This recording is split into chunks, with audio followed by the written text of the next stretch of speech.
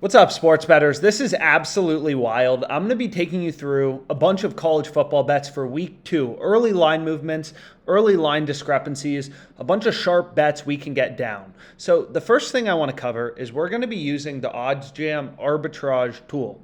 So if you don't know what arbitrage means, it's pretty simple.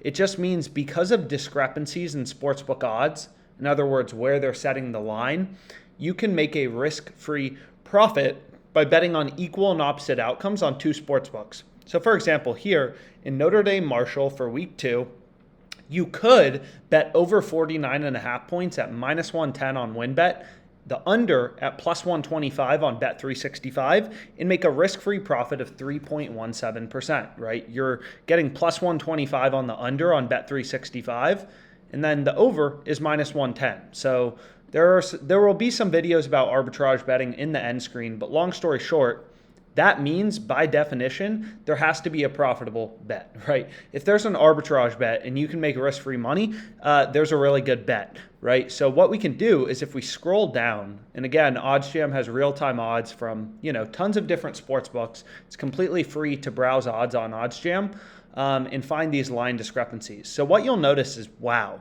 right? WynnBet, they have the total at 49.5, right? So if we take a look right here, where's my bet? I have tons of college football bets open. This week was pretty good except for Hawaii. I think we cashed, of the ones I gave out, if we just take a look through the betting history. So we cashed the Indiana first half money line.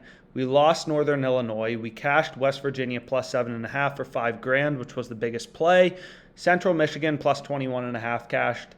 And then over 66 in Ball State, Tennessee cash. So overall, pretty good last weekend with our sharp bets from OddsJam.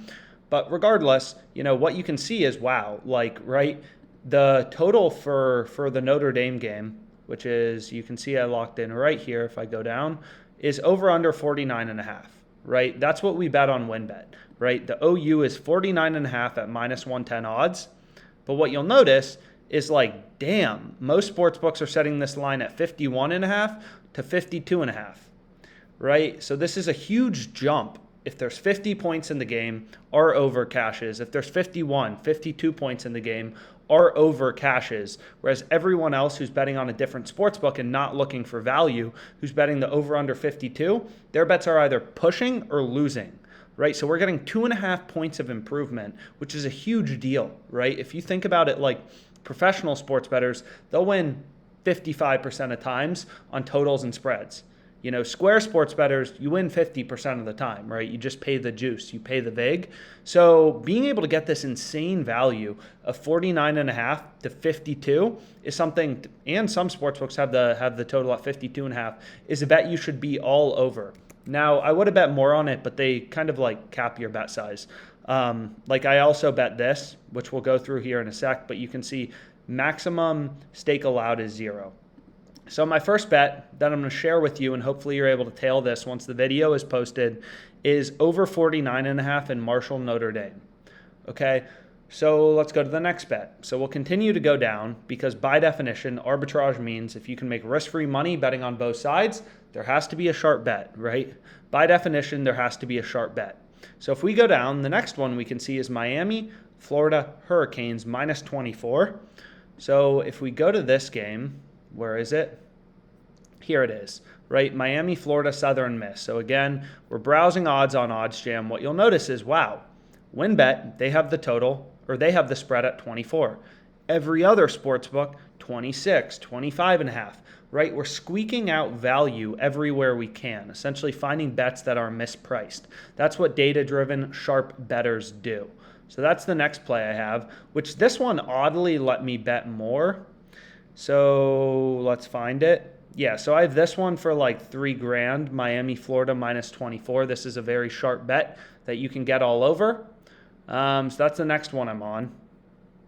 So Miami, Florida minus 24, another value spot, right? Early lines moving towards Miami, Florida, definitely a bet you want to be on as a sharp better. So we'll continue to go through what's next. We have over 54 in Ball State, Western Michigan.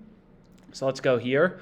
Over 54 in Ball State, Western Michigan, and you'll notice it's the exact same thing, right? Most sports books setting the total at 55.5. We're getting over 54. Great value spot. I ended up locking in this 550 right here.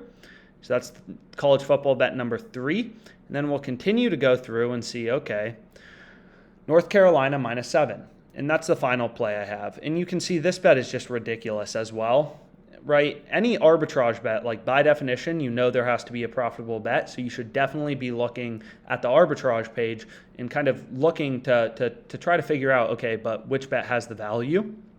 And of course, feel free to comment questions or whatever.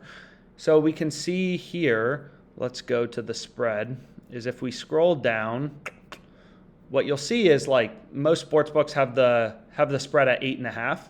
We're able to get -7 at -110 odds, right? That's pretty crazy. Because you can think about it, if you bet on North Carolina's point spread on any other sportsbook and they win by a touchdown, your bet loses. Our bet pushes, right?